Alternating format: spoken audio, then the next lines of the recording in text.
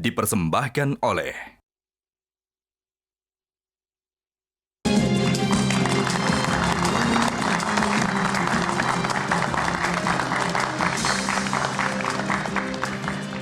Pemirsa, tinggal selangkah lagi sidang kasus pembunuhan berencana Brigadir Yosua menyentuh garis finish.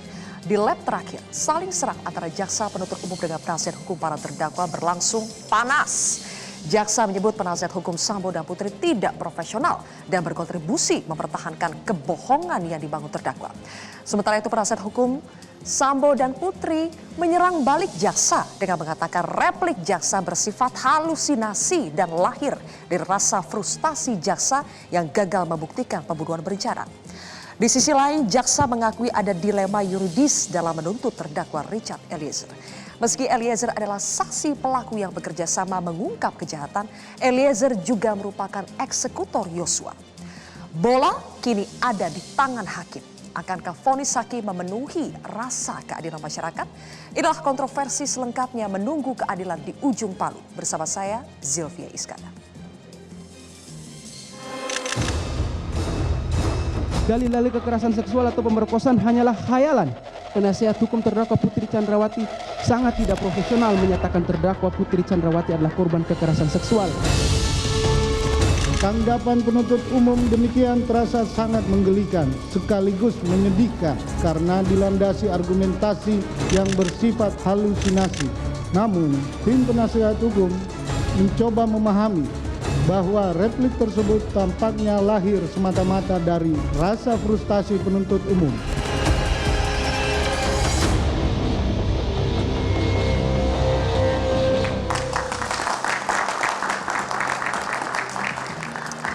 Untuk membahasnya sudah hadir 5 orang narasumber di studio Metro TV. Yang pertama adalah mantan Hakim Agung Profesor Gayus Lumbun. Selanjutnya saksi ahli meringankan atau menguntungkan bagi terdakwa Ferdy Sambo, Profesor Elwi Daniel. Berikutnya pakar hukum pidana Jamin Ginting, mantan Jaksa Agung Muda Jasman Panjaitan. Dan juga saksi ahli menguntungkan atau meringankan bagi Richard Eliezer, Albert Aris. Selamat malam Bapak-Bapak, terima kasih sudah hadir di kontroversi pada malam hari ini. Pak Jasman, sebagai mantan jaksa saya langsung ke Anda, apa iya jaksa itu serampangan, berhalusinasi dan frustasi dalam menjawab pledoi atau nota pembelaan dari terdakwa dan juga penasihat hukum terdakwa? Mikrofonnya Pak Jasman.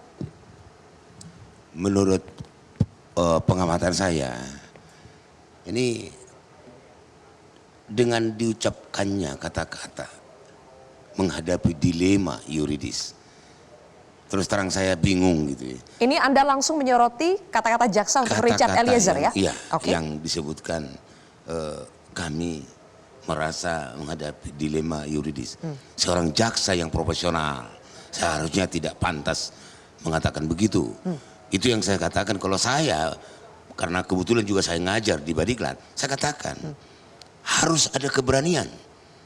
Di forum-forum tertentu juga saya sampaikan. Kasus ini terungkap karena keberanian daripada Komarudin Simajuntak.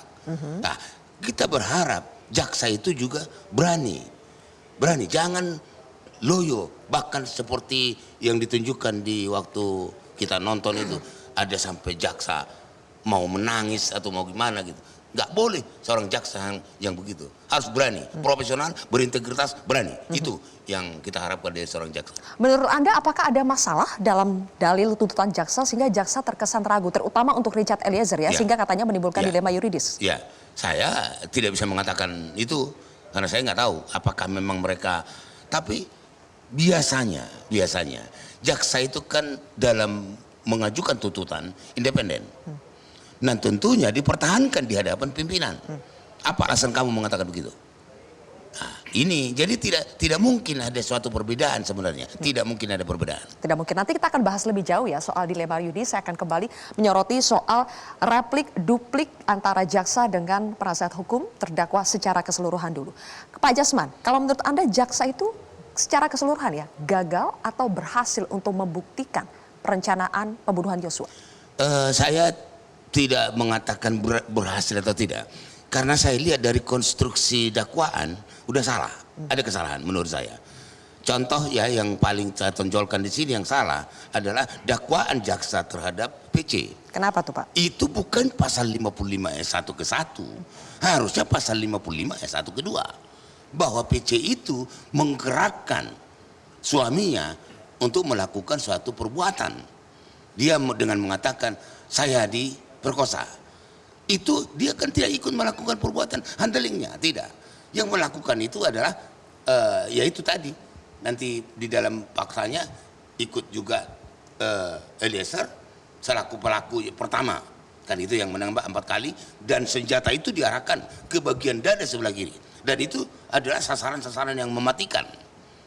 Itu ya mungkin itulah pertimbangannya, kalaupun belum sampai pertanyaan itu, itulah pertimbangannya kenapa sebenarnya Eliezer ini rada sulit ditetapkan sebagai justice collaborator. Karena dia pelaku utama.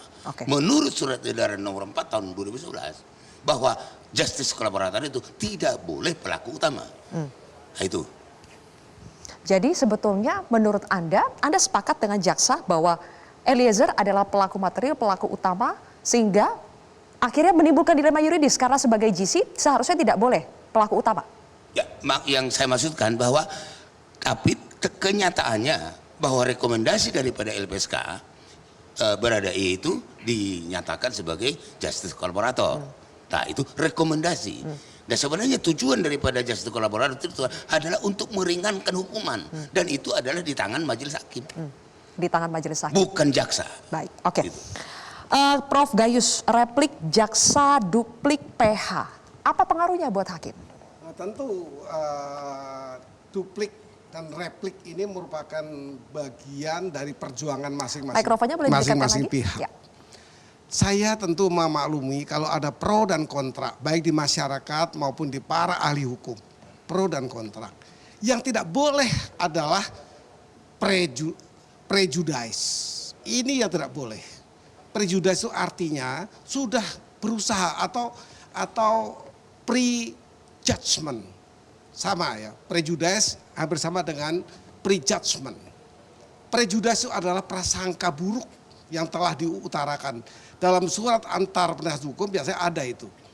Send prejudice. Ya, dengan hormat disampaikan untuk tidak dipersoalkan di persidangan. Karena ini antar advokat. Itu advokat kuno zaman saya dulu. Ya, saya cukup lama menjadi advokat. Jadi dulu bahasa kami antar advokat menyantumkan itu untuk saling menghormati. Nah, yang buruk ada itu sesuatu yang sudah diprasangkakan yang ramai di masyarakat. Saya mengikuti ada suara masyarakat yang betul-betul bentuknya adalah keadilan sosial. Ada, dia menuntut keadilan. Ada tokoh-tokohnya. Saya nggak perlu sebutkan, tapi kira-kira kita semua tahu. Paling tidak ketika peristiwa ini terbongkar pertama, keluarga korban berteriak, ini bukan tembak-menembak, ini pembunuhan. Langsung muncullah warrior-warrior yang berasal dari masyarakat. Kalau boleh saya sebut namanya, Saur Siagian. Siapa lagi? Irma Huta Barat. Siapa lagi? Johnson Panjaitan. Itu warrior-warrior. Apa yang dimaukan? Pecat Sambo dan pecat Eliezer, 2 orang yang melakukan pembunuhan ini, supaya jangan mempengaruhi persidangan atau proses hukum. Nah, ini tahap kedua.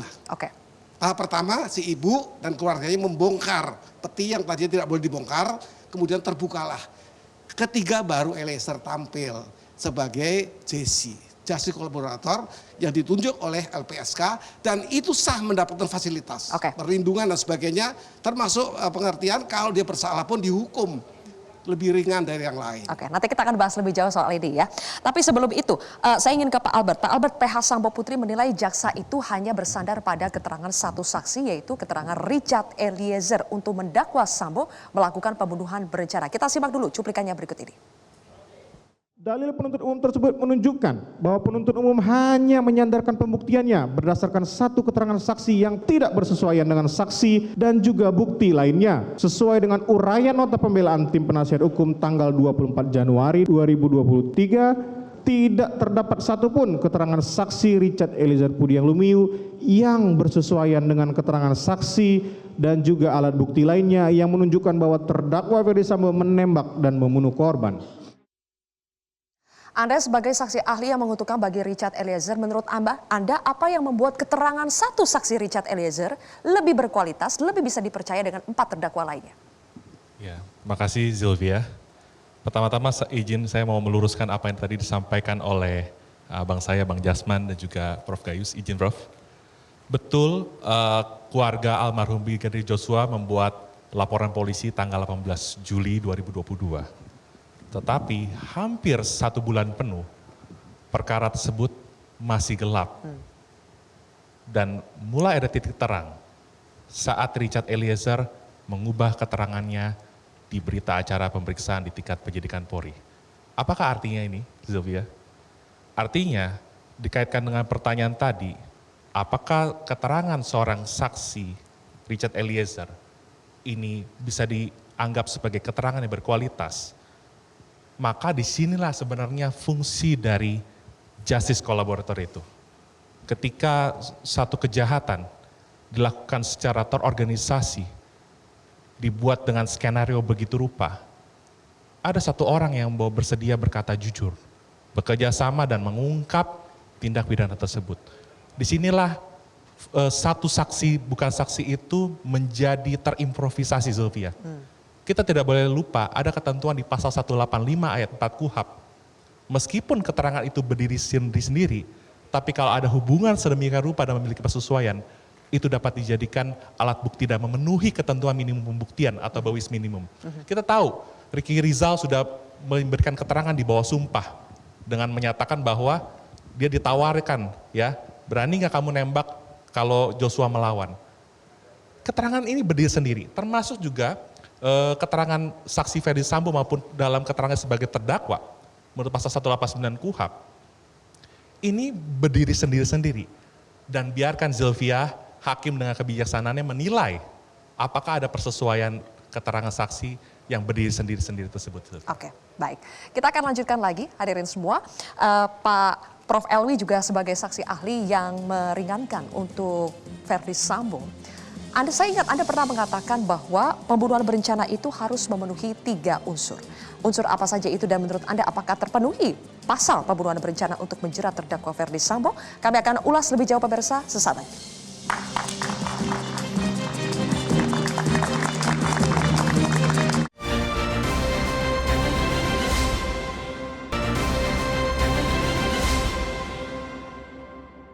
Dipersembahkan oleh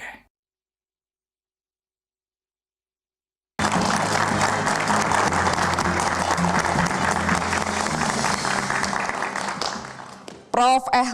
Elwi sebagai saksi ahli yang mengutukkan Sambo dalam persidangan, Anda pernah bilang bahwa pembunuhan berencana itu harus memenuhi 3 unsur ya Prof.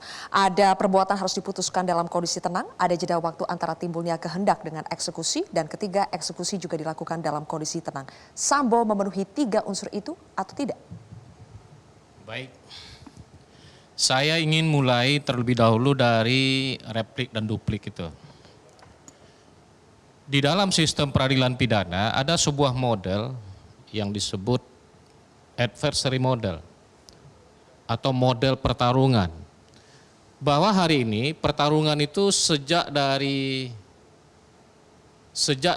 rekuisitor sampai ke pledoi, kemudian replik dan duplik, itu boleh digambarkan sebagai pertarungan antara jaksa penuntut umum dengan penasihat hukum mewakili terdakwa. Nah, mereka akan bertarung untuk mengejar kebenaran. Dan kebenaran itu ada di tangan hakim. Mereka akan tetap berusaha bagaimana meyakinkan hakim bahwa dalil-dalil yang mereka kemukakan di sidang pengadilan itu bisa dibuktikan. Termasuk tentang pasal 338 atau 340. Masing-masing pihak tentu kalau jaksa penuntut umum karena posisinya dia pasti akan membuktikan dakwaan primernya. Ya, bahwa di dalam kasus ini terpenuhi unsur 340 seperti yang tadi Mbak Zilvia sebutkan. Menurut Prof. Elwi terpenuhi atau tidak, khususnya untuk Sambo? Saya mungkin tidak ingin mendahului hakim ya, karena saya punya sebuah prinsip bahwa pada ketika kasus itu sudah ada di badan peradilan, saya takut masuk ke dalam wilayah yang menjadi kewenangan hakim karena ini berpotensi menimbulkan apa yang disebut dengan trial by the press. Ya, hakim itu kan adalah merupakan kekuasaan yang bebas dan merdeka. Ya. Tapi hari ini saya melihat justru ada kontroversi juga nih Mbak Zilvia. Kontroversi antara pada satu sisi kebebasan kekuasaan kehakiman dengan kebebasan mengemukakan pendapat. Ini ada kontroversi hari ini. Hakim besok mau memutuskan perkara. Hari ini siapa yang bisa menjamin bahwa hakim itu akan terbebas dari adanya pengaruh-pengaruh yang dikemukakan oleh para pengamat, para ahli dan sebagainya begitu. Jadi oleh karena itu intinya yang ingin saya katakan adalah kalau seandainya ketiga karakteristik yang Mbak Zilvia singgung tadi itu terpenuhi dalam sidang pengadilan ini, maka 340 tentu terpenuhi. Oke. Baik, kalau menurut Bang Jamin, jaksa berhasil atau tidak membuktikan 340 itu? Sebenarnya 340 itu sangat gampang dibedakan dengan 338. Kalau fakta ya, kita bicara fakta. Kalau pada saat disampaikan oleh PC ke Verdi Sambo ada suatu kejadian yang memalukan keluarga, lalu dia datang dari Magelang ke Saguling dan sudah ditunggu sama Sambo, pada saat itu juga dieksekusi, itu langsung 338. Kalau eksekusinya di Saguling? Di Saguling. Oke. Tapi permasalahannya itu tidak dilakukannya di situ. Masih ada waktu keliling kemana-mana, itulah ketenangan-ketenangan itu, baru dieksekusinya di Duren 3. Jadi ukuran jeda waktu itu ada tidak sih, ukuran persisnya berapa? Ya itu tadi, kalau dia langsung eksekusi di Saguling, selesai. Itu 338. Tapi karena dia masih manggil Ricky Rijal, dia masih manggil si Eliezer, dan itu dilakukan di Duren 3. Itu terhitung ada jeda waktu dan dalam kondisi tenang? Jauh sekali jeda waktunya, sangat tenang menurut sekali saya pada yang harus saat diperhatikan itu. di sini adalah kehendak itu kapan timbulnya? Kehendak untuk membunuh itu kapan? Apakah pada ketika di rumah Saguling atau pada ketika di Duren 3? Bedanya apa? Nah, ini saya tidak pengacara ya, saya tidak penasihat hukum. Kita harus bedakan kalau seandainya kehendak itu adanya sejak dari rumah Saguling, saya kira Pak Ginting betul. Tapi kalau kehendak untuk menghilangkan nyawa itu adanya adalah pada ketika tiba di atau sampai di rumah Duren 3, nah ini patut dipertanyakan. Kalau kalimatnya begini Pak Emil, Prof. Ricky Rijal, berani nggak kau backup saya, kalau dia macam-macam kamu tembak. Itu kalimatnya kalimat membunuh atau kalimat bukan membunuh pada saat itu di Saguling. Nah itulah konteksnya, maka saya katakan niatnya itu sudah muncul dari Saguling. Kenapa? Karena sudah dipersiapkan orang dan alat untuk melakukan suatu pembunuhan. Baik. Itulah konteksnya di situ. Jadi Anda yakin pasal 340 terbukti ya? Sangat yakin saya. Oke, Pak Jasman juga yakin? Saya sangat Mikrofonnya boleh? Nah, Saya sangat yakin kalau saya mengatakan niat membunuh itu ya terdorong oleh emosi yang tidak terkendali. Begitu FS mendengarkan dari istrinya bahwa istrinya itu diperkosa. Jadi, di situ sudah mulai timbul niat. Dan kalau dieksekusi saat itu juga 338, tapi karena dieksekusinya di Duren 3 ada jeda waktu, makanya 340. Dan juga bukan masalah tempat. Kalau saya berbeda, mohon izin. Saya mohon izin, saya nggak berbeda pendapat. Bukan masalah tempat. Adakah waktu untuk berpikir membatalkan atau melanjutkan? Itu perbedaan antara merencanakan dengan melaksanakan. Itu menurut pemahaman saya. Sewaktu saya belajar dari. Tapi harus diingat juga. Ya. Mikrofon, Prof. Elwi? Harus diingat juga, kalau seandainya dieksekusi di rumah Saguling, maka itu akan berhadapan dengan prinsip lain dalam hukum pidana yang kita kenal dengan nama pembelaan terpaksa. Pembelaan terpaksa. Itu justru akan membebaskan dia malahan dari hukuman. Saya kira pasal berapa itu? Pasal 48, 49 gitu, harus kita perhatikan itu. Membebaskan siapa ini? Ya karena Sambo. Sambo. Kalau seandainya pada ketika dia mendengar dari istrinya bahwa istrinya diperkosa, timbul marahnya seketika itu juga, ya dia tembak, dia bisa dibebaskan. Serangannya dari mana? Maksudnya ada serangan yang datang ke dia itu dari siapa? Tiba-tiba kepada kehormatan keluarga. Itu bukan serangan yang sifatnya fisik terhadap orang tersebut secara langsung dan seketika. Jadi itu nggak bisa jadi alasan di pasal 4. Kesambonya bahwa ini harga diri keluarganya, harga diri dan martabat keluarganya yang diserang pada ketika itu dia lihat. Karena dia mendengar pada waktu itu, dia mendengar ketika di rumah Duren 3. Kalau itu dia lakukan, tapi dia tidak boleh menyuruh orang lain. Dia harus melakukan sendiri gitu. Serangan langsung yang tertuju kepada Ferdi Sambo, apakah Joshua waktu datang ke Saguling langsung dia punya niat untuk melakukan menghabisi karena dia tahu dia akan dihabisi. Nah itu mungkin masuk akal. Tapi kalau tidak ada serangan seketika dan langsung kepada orang tersebut, pembelaan terpaksanya kayaknya nggak masuk. Enggak, ini harus dilihat, harus dibedakan. Ini kepada harga diri keluarga. Pak Albert punya pendapat lain? Saya mungkin bisa memberi contoh begini, ya. Pada ketika seseorang pulang ke rumahnya, dia dapati istrinya sedang berselingkuh dengan orang lain, dia bisa menembak kedua-duanya. Sehingga dia bisa dibebaskan dari hukuman. Makasih Zilvia. Kalau kita mau membedakan antara 338 sebagai pembunuhan biasa atau Dutslah dengan pasal 340 mengenai pembunuhan berencana atau premeditated murder atau mord, ya, sebenarnya kita bisa berkiblat dari putusan Hograt 22 Maret 1909 W8851. Di sana Hograt memang nggak secara eksplisit mengatakan apa yang seperti Prof. Elwi katakan harus 3 unsur kumulatif. Tetapi tadi saya setuju sekali apa yang disampaikan oleh Abang Jasman, ketika seorang pelaku ada kesempatan untuk memikirkan kembali ulang rencananya untuk membunuh atau tidak, disitulah disebut dengan dolus premeditatus, kesengajaan yang dilakukan dengan perencanaan terlebih dahulu untuk merampas atau menghilangkan nyawa orang lain. Nah tadi saya agak sedikit mislead ya tentang fakta ya Prof. Elwi, mohon izin. Karena ada beberapa versi nih, setahu saya kalau saya tidak salah, kalau saya tidak keliru Prof. izin, kejadian itu bukannya terjadi di Magelang ya, yang terakhir skenario berubah. Kan ini ada 3 fase kan, yang di Magelang, Saguling dan Duren 3. Ketika ada jeda sedemikian rupa, maka ini harus dilihat dari sisi psikologis Ferdi Sambo.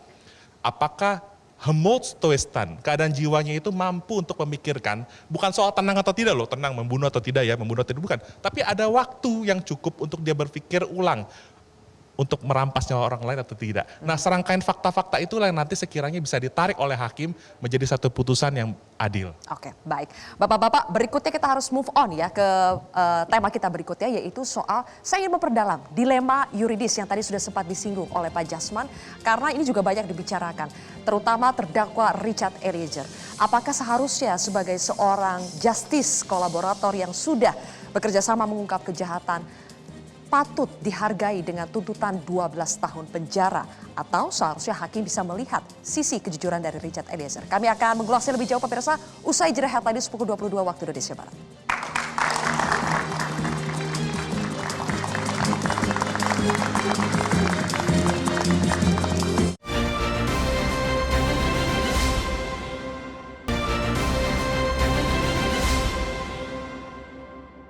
Dipersembahkan oleh dalam penjelasan pasal 10A Undang-Undang RI nomor 31 tahun 2014 memang menyatakan frasa penjatuhan pidana yang paling ringan di antara terdakwa lainnya. Namun demikian, pasal AHU belum mengakomodir keadaan di mana saksi pelaku yang bekerja sama juga sebagai pelaku material terdakwa Richard Eliezer Budiang Lumiu yang mempunyai peran lebih dominan dibandingkan dengan peran para terdakwa lainnya kecuali saksi Ferdi Sambo pelaku utama. Sehingga permohonan tuntutan kepada majelis hakim untuk penjatuhan pidana yang paling ringan terhadap terdakwa Richard Eliezer Budiang Lumiu di antara terdakwa lainnya perlu mendapat kajian secara mendalam.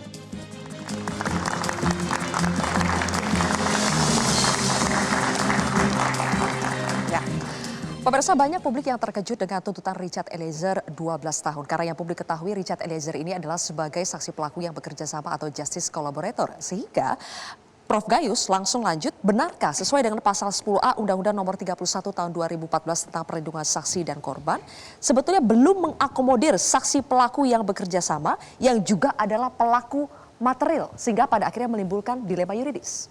Saya akan menanggapi dengan jelas dan tuntas untuk apa yang diartikan sebagai justice collaborator atau JC. Tapi sebelumnya saya ingin juga menyampaikan ini, di publik itu kan ada banyak ciri yang mengomentari. Kalau social justice oke, yang saya sebut nama-namanya tadi. Mereka mengomentari karena tahu, mengomentari karena jelas persoalannya sehingga dia melapor. Kemudian dia berbalik karena memang faktanya ternyata tidak begitu sehingga semua memperjuangkan JC ini harus mendapat fasilitas. Tapi ada sebagian yang tidak. Orang menyebut straight justice.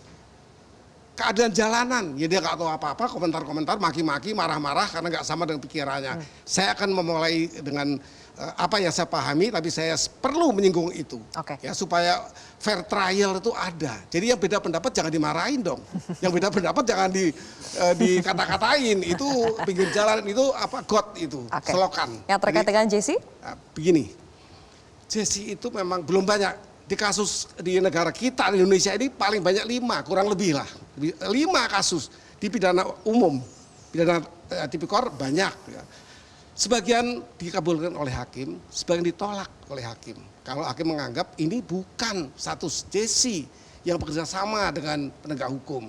Nah, bagaimana posisi Eliezer ini? Eliezer banyak mengungkapkan setelah kotak Pandora tadi dibuka oleh keluarganya, digerakkan oleh para pejuang sosial yang nama-namanya tadi disebut, mohon maaf kalau salah, karena mungkin salah sebut. Dan ketiga adalah Eliezer ditetapkan sebagai JC. Dia mulai bekerja, cukup berat, banyak tantangan, itu perlu dihargai. Dihargainya ada ketentuannya, tadi saya sebutkan, dari dihukum paling ringan di antara yang lain, kemudian diberi fasilitas keamanan maksimal untuk dilindungi, ditempatkan secara khusus dan yang lain-lain. Bahkan bisa tidak dihukum masuk penjara. Tetapi itu satu sisi menurut pandangan saya dan menurut ketentuannya. Itu sisi dari JC. Ada sisi lain. Dia ini terdakwa kemudian. Terdakwa dalam hal pembunuhan. Itu disebut sebagai deliktum. Orang yang tersandera karena delik yang dilakukan yaitu melanggar hukum. Nah, dari kedua sisi tadi ada satu perhitungan yang holistik namanya, seimbang, menyeluruh. Secara holistik harus dihitung. Berapa besar jasa yang harus diberikan kalau hakim mengakui. Kalau hakim tidak mengakui apa yang terjadi? Yang banyak ini ada akui. Dia kembali kepada terdakwa yang biasa. 55. Di mana pelaku yang menyuruh dihukum sebesar itulah yang harus dia terima. Nah, di sini saya memahami jaksa tentu mengambil di tengah-tengah. Ada jasanya. Tapi kalau dibanding, saya belum bilang hakim ya, karena hakim harus setuju dulu dia, baru saya bisa mengomentari. Jaksa berpandangan, keseimbangan holistik ini perlu diperhitungkan. Jadi tuntutan 12 tahun sudah tepat menurut Anda? Nah, saya tidak bisa bilang tepat apa tidak. Menurut JPU, dia menuntut. Nanti hakim menentukan tahap pertama, diterima apa tidak status JC untuk Eliezer. Itu yang pertama. Kalau itu diakui, maka tadi yang keseimbangan holistik itulah yang menjadi ukuran secara fairness. Kalau tidak dipotong walaupun diakui, publik akan marah. Dia akan mengatakan ngapain jadi JC. Sebaliknya, kalau potongannya ini mengusik keadilan, walaupun dia punya beban deliktum, ya, dia dihukum berat. Ya, ini masing-masing mempunyai ukuran dan itu tangan hakim. Kembali ke hakim ya, kalau menurut Prof. Gayus soal JC ini. Pak Albert, jadi jaksa kan mengatakan bahwa karena pasal AKUA tersebut belum mengakomodir saksi pelaku yang bekerja sama yang juga adalah pelaku material, jaksa mengatakan butuh kajian lebih mendalam. Siapa yang berwenang mengkajinya dan apakah betul ada dilema yuridis di situ? Iya, Zilvia, terkait dilema yuridis, ada 2 poin yang hendak saya sampaikan malam hari ini. Yang pertama, kalau kita kembali pada asas in dubio pro reo, dalam keraguan-raguan, hakim harus melepaskan atau membebaskan terdakwa. Tuntutan jaksa penuntut umum, rekuisitor, sebanyak 12 tahun kepada Richard Eliezer, terlepas tadi pro dan kontra yang disampaikan oleh Prof. Gayus, entah itu tidak beretika atau ada kata-kata bulian ya Prof. Saya mewakili netizen, mohon maaf Prof sebelumnya kalau ada kata-kata seperti itu. Akan tetapi Zilvia, mungkin ya, ini adalah cerminan suara keadilan paling jujur dari masyarakat ketika melihat seorang justice collaborator yang sudah diberikan perlindungan oleh LPSK ternyata dituntut lebih berat daripada 3 pelaku penyertaan tindak pidana lainnya. Itu pertama yang mau saya sampaikan, Sylvia.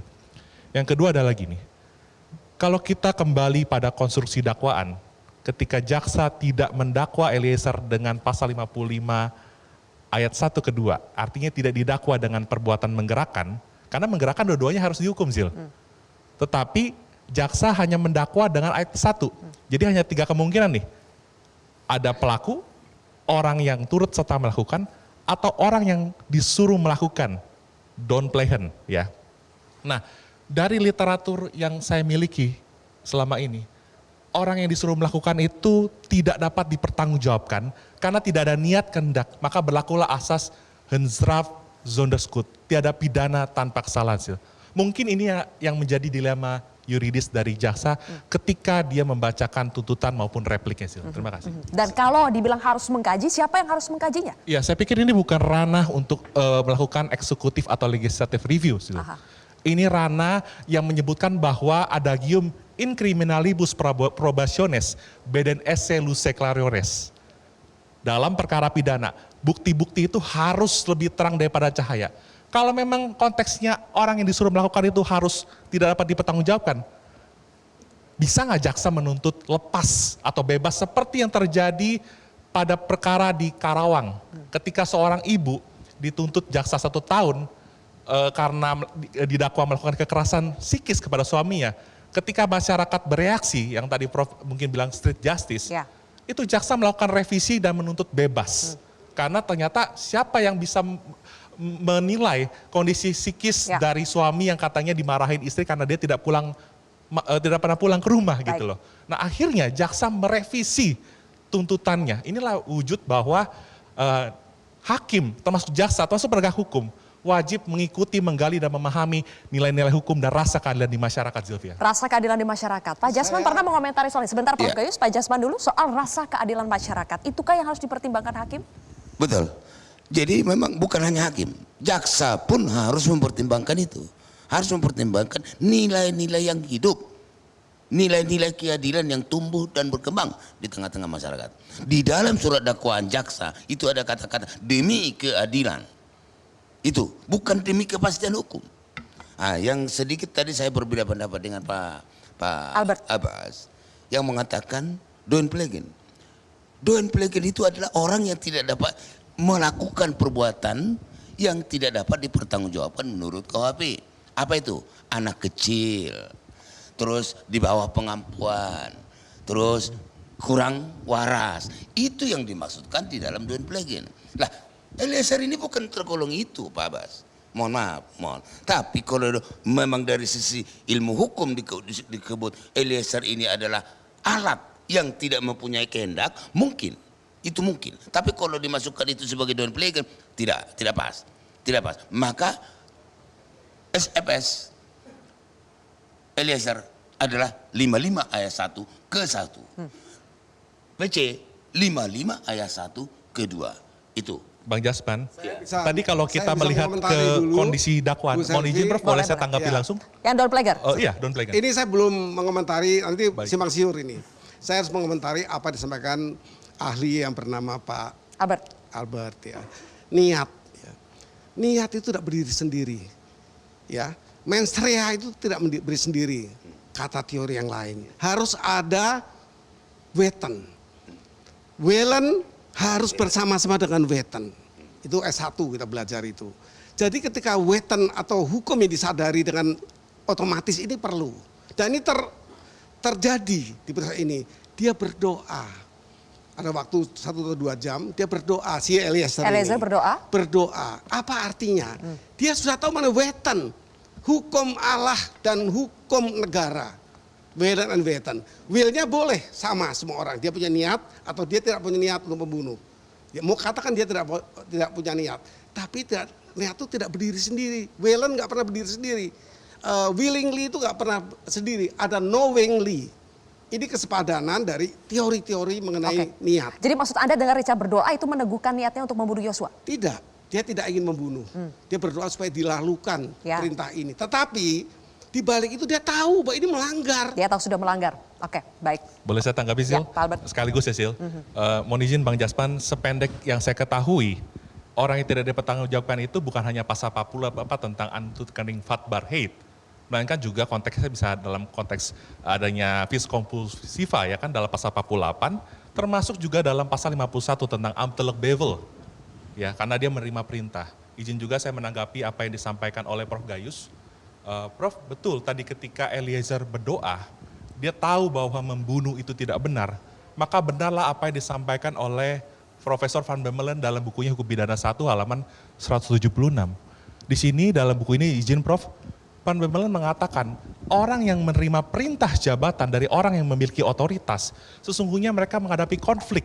Di satu sisi nggak boleh membunuh, nggak boleh mencuri, nggak boleh merusak, nggak boleh mengambil barang milik orang lain. Di satu sisi dia menerima perintah yang untuk menjalankan satu perbuatan melawan hukum.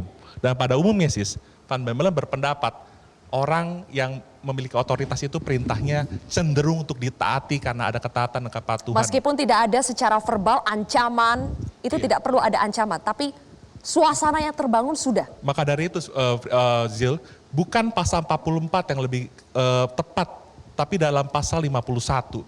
Pasal 51 amteluk bevel dalam bahasa aslinya itu diberikan oleh bevoegde gezag, pejabat yang memiliki otoritas. Nah otoritas ini adalah memberikan perintah untuk melakukan satu perbuatan melawan hukum. Makanya ini perlu, kekeliruan ini mungkin saya perlu sampaikan, luruskan ya, karena ini memang saya lihat dari bahasa aslinya. Nah kalau bicara tentang siapakah yang dimaksud dengan orang yang memiliki otoritas, Mahkamah Agung di tahun 2004 dan 2007 sudah memberikan kaidah mengenai itu. Yang pertama adalah ada hubungan secara de facto dan de jure dalam suatu chain of command, hierarki kepemimpinan sedemikian rupa. Yang kedua, Mahkamah Agung mengatakan bahwa ada pengendalian yang efektif, seperti layaknya di kemiliteran kepolisian. Nah, Zil, ini penutup dari saya Zil. Perintah yang diberikan oleh Ferdi Sambo ini, yang merupakan polisinya polisi, membuat seorang Richard Eliezer tidak kuasa, tidak sanggup menolak, mengabaikan, atau menghindari perintah tersebut. Sekalipun perintah itu memang untuk melaksanakan satu perbuatan yang melawan hukum. Makanya pasal 51 menghapuskan elemen melawan hukum atau whether delegated. Demikian, Chris. Jangan cuma itu. Baca ayat 2. Ayat 2 itu apanya sebaliknya. Perintah jabatan yang tidak sah. Tidak memiliki kewenangan untuk perintah itu hapus. Sambungannya nanti dulu. Ada etiket baik. Itu diatur. Etiket baik yang mana? Etiket baik atau etika itu diatur di kepolisian, di Perpol itu. Etika yang disebut sebagai etika kepolisian dan peraturan tentang etika dan tentang perilaku. Iya. Nomor 7 tahun 2022. Nah, ini bagian dari harus utuh, Mas. Kalau menjelaskan jangan cuma pasal 1 yang menghapus. Yang tidak menghapus pasal 2 itu tolong diuraikan secara jelas. Saya akan jelaskan ayat keduanya, Prof. Ayat keduanya itu adalah perintah yang diberikan oleh orang yang memiliki otoritas atau bevoegde gezag, tapi disangka oleh penerima perintah itu sebagai perintah yang sah, yang dilaksanakan masih dalam lingkup pekerjaannya, under hazy hate.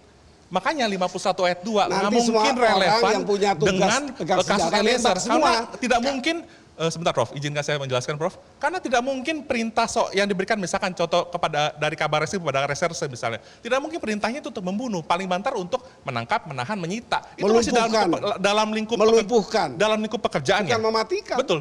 Dalam lingkup pekerjaan. Makanya digunakan pasal 51 ayat 1. Di mana pembentuk undang-undang tidak membatasi perbuatan melawan hukum selama memang secara elemen melawan hukum itu bisa hapus dan dilihat apakah ada kesalahan dari dengan demikian. Pertanyaan saya terakhir adalah untuk semua narasumber nantinya adalah siapa sebetulnya yang bisa atau layak dihukum ringan dan siapa yang layak dihukum berat atau bahkan adakah yang mungkin bisa bebas. Kami akan mengulasnya lebih jauh pemirsa sesaat lagi.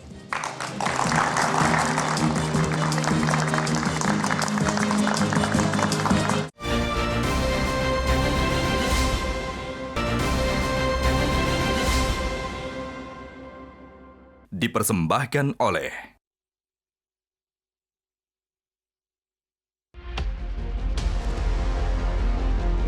keluarga dan semua masyarakat Indonesia, hukuman yang seberat-beratnya yaitu hukuman 340, hukuman mati karena mereka sudah melakukan kejahatan-kejahatan yang sangat luar biasa. Kami sangat percaya penuh terhadap hakim untuk membuat suatu keputusan melalui perpanjangan tangan Tuhan terhadap hakim, agar kami memperoleh keadilan yang seadil-adilnya atas dihilangkan secara paksa nyawa anak kami almarhum Joshua. Bang Jamin, tadi itu dikatakan hukum harus memenuhi rasa keadilan, keluarga Yosua juga minta rasa keadilan, tapi keadilan itu juga relatif ya. Sehingga keadilan yang harus diberikan oleh hakim itu harus memihak kepada siapa? Ya, jadi gini, kasus ini adalah kasus fenomenal. Pertama, kenapa fenomenal? Ada GC yang menjadi perdebatan kita. Yang kedua, pelakunya adalah perwira tingkat tinggi yang jarang sekali terjadi seperti ini. Ketiga, ada motif dari kedua belah pihak yang belum bisa diungkapkan oleh siapapun. Nah, bagaimana kasus ini bisa menjadikan momen perubahan sistem hukum, terutama hukum pidana di Indonesia? Hakim harus benar-benar melihat ini suatu momen yang bisa merubah sistem. Satu, merubah sistem. GC yang dimiliki oleh Eliezer harus dijadikan hukuman yang paling ringan sesuai dengan pasal 10A.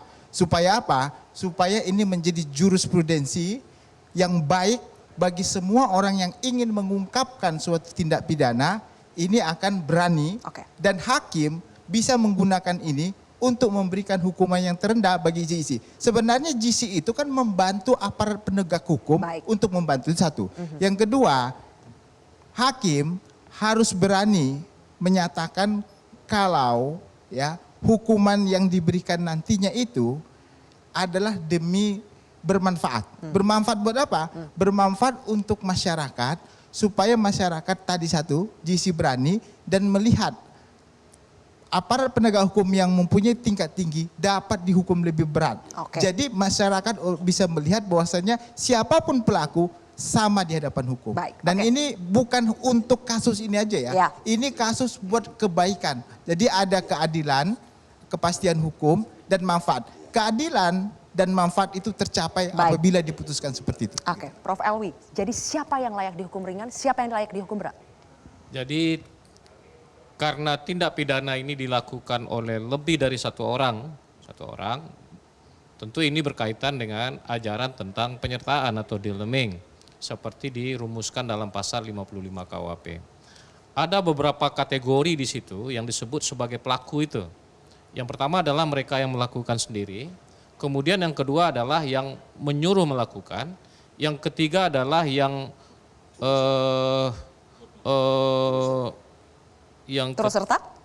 turut serta melakukan, dan yang keempat adalah leadlocking, menyuruh atau menggerakkan orang lain melakukan dan termasuk juga membantu melakukan. Nah, kalau seandainya yang pelaku dalam kasus ini, saya melihat pelakunya adalah ada dua. Ferdy Sambo dan Richard Eliezer. Pelaku material, saya masuk pelaku material karena nembak. Tapi kalau soal berat ringannya pidana yang akan dijatuhkan kepada mereka berdua, ya, pada satu sisi Richard Eliezer adalah pelaku material. Pada sisi lain dia adalah justice kolaborator. Nah, dari sisi berat ringannya hukuman tentu seyogianya Richard Eliezer ini lebih ringan bila dibandingkan dengan terdakwa lainnya. Bukan terdakwa lain, bila dibandingkan dengan pelaku material yang lain. Ferdy Sambo. Tentu Ferdy Sambo. Nah, oleh karena itu saya kira rentang antara seumur hidup dengan 12 tahun itu kan cukup jauh juga itu. Tapi semuanya nanti tentu akan terpulang pada hakim. Pak Jasman, Anda pernah mengatakan jika melihat dari perspektif rasa keadilan masyarakat, maka seharusnya Eliezer divonis paling ringan. Kenapa Anda katakan demikian? Ya, karena Eliezer ini adalah orang yang jujur. Ya, saya melihatnya dia jujur, mengemukakan, bahkan dia siap untuk berbeda pendapat dengan mantan atasannya. Itu, jadi perlu dihargai. Jadi saya tidak berbicara masalah bahwa dia adalah justice kolaborator. Kejujurannya, hal-hal yang meringankan adalah dia sangat jujur, terbuka. Akhirnya hakim dan semua kita masyarakat Indonesia ini mengetahui sejelas-jelasnya mengenai kasus ini. Itu yang harus dihargai. Maka dengan demikian, kalau tadi Pak Prof mengatakan dibandingkan antara beliau mengatakan 2, kalau saya mengatakan 3. Yang satu FS, yang kedua PC, yang ketiga Eliezer. Oke. Maka tentunya dari antara ketiga itu, maka Eliezer lah yang Harus dihukum paling ringan. Ternyata apa yang terjadi dipertontonkan oleh penuntut umum, bahwa Eliezer dituntut 12 tahun, PC 8 tahun. Ini udah jadi bertentangan dengan rasa keadilan. Oke. Itu Mak. Baik, 2 menit terakhir, 1 menit, Prof Gayus, Anda dulu. Ya, kalau saya bicara putusan, maka tentu bicara hakim. Hakim ini punya undang-undang yang disebut sebagai undang-undang organik, yaitu undang-undang dasar yang menunjuk langsung kepada organisasi negara, dalam hal ini hakim. Apa petunjuknya? Undang-undang tentang kekuasaan kehakiman, pasal 50. Hakim dalam mengadili perkara harus mempertimbangkan sosiologis, filosofis, dan yuridis atas kebenarannya. Saya bicara satu aja, kebenaran yuridis sudah betul undang-undangnya ini. Jadi apa yang dicari atas undang-undang yang dianggap harus betul-betul dipelajari, digunakan kebetulannya itu. Sosiologis, saya sangat keberatan ya kalau ada pandangan orang bahwa netizen itu semuanya satu kelompok. Tidak. Di situ ada beberapa kelompok. Kalau Pak Mahfud mencurigai harus semua kelompok, yang pro maupun yang kontra. Nah di sini saya menemukan satu kelompok yang bernama social justice yang 5 nama saya sebut tadi. Itu betul-betul. Tapi ada yang street justice. Ini disebut sebagai geng pita kuning, ya, atau beritanya yellow newspaper. Ini nggak boleh diperhatikan. Oke, baik. 1 menit terakhir, Mas Albert. Terima kasih Prof, terima kasih Sylvia. Jadi tadi saya mau setuju sekali apa yang disampaikan oleh Prof Gayus. Hakim itu dalam menjatuhkan putusan, pertimbangan hukum atau rasio desidendinya ada faktor yuridis, sosiologis, dan filosofis. Kalau kita flashback kembali dalam konteks perumusan pasal 51 KUHP tentang perintah jabatan, berlakulah asas iddanum dat qui bidare, ius fero nulla culpa est, qui parere necessit. Pertanggungjawaban tidak akan diminta kepada mereka yang patuh melaksanakan perintah, melainkan pada mereka yang memberikan perintah. Oleh karena itu Sylvia, sebagai penutup, dalam pasal 32 Undang-Undang Nomor 1 Tahun 2003 tentang KUHP dikatakan nih, setiap orang yang melakukan perbuatan yang dilarang, KUHP nasional menegaskan itu, tidak dipidana jika perbuatan tersebut dilakukan untuk melaksanakan perintah jabatan dari pejabat yang berwenang atau yang memiliki otoritas. Demikian Sylvia, terima kasih. Masih ada 1 minggu lagi, Bapak-bapak, kita akan lihat seperti apa palu hakim ini. Kita mengharapkan ada kepastian hukum, tapi yang paling penting juga ada rasa keadilan untuk masyarakat semua. Terima kasih sudah hadir di Kontroversi pada malam hari ini. Saya Zylvia Iskandar pamit undur diri, sampai jumpa minggu depan.